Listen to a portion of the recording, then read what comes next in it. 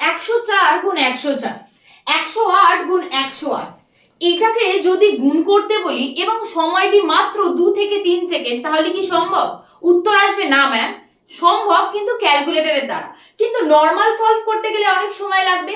আজকে এমন একটা ট্রিক শেখাবো যেটা দেখো ক্যালকুলেটরের আগে উত্তর দেবে একেবারে। এখানটা পজ করে শুনতে পারো, ক্যালকুলেটরের আগে উত্তর আসবে।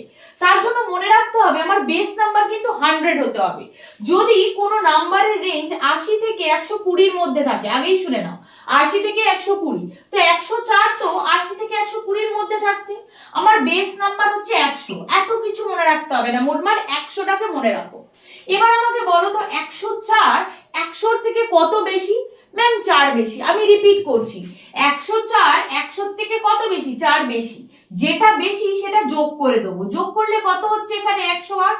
এবার বলো তো আমি কি যোগ করেছিলাম? ম্যাম 4 যোগ করেছিলাম। 4 এর স্কোয়ার কত? স্কোয়ার মানে কি? সেই সংখ্যাটাকে সেই সংখ্যা দিয়ে গুণ। তাহলে 4 কে যদি 4 দিয়ে গুণ করি কত হবে? 4 4 যা 16। তাহলে এটাই হয়ে গেল आंसर। বোঝা গেল না? দেখো 108 এর ক্ষেত্রে যদি বলি, বলো তো তোমরাই 108 100 থেকে কত বেশি? 8 বেশি। তাহলে এইটা আমি কি করব? প্লাস করব। প্লাস করলে কত হচ্ছে? 116। কি অ্যাড করলাম? 8 অ্যাড করলাম, সেটাকেই আবার গুণ করবে। 8 8 এর কত? 64। এটাই হয়ে গেল আমার আনসার। তাহলে যদি ছোট হতো, যেমন ধরে নাও আমি যদি বলি 92, তাহলে 92 100 থেকে ছোট না বড়? ডেফিনেটলি ম্যাম ছোট। কত ছোট? 8 ছোট। তাহলে 8 আমি মাইনাস করলে আমার কত হয়ে যাবে? 84 আনসার। কিন্তু আমি কি মাইনাস করেছি? 8 মাইনাস করেছি। 8 এর স্কোয়ার কত? 64।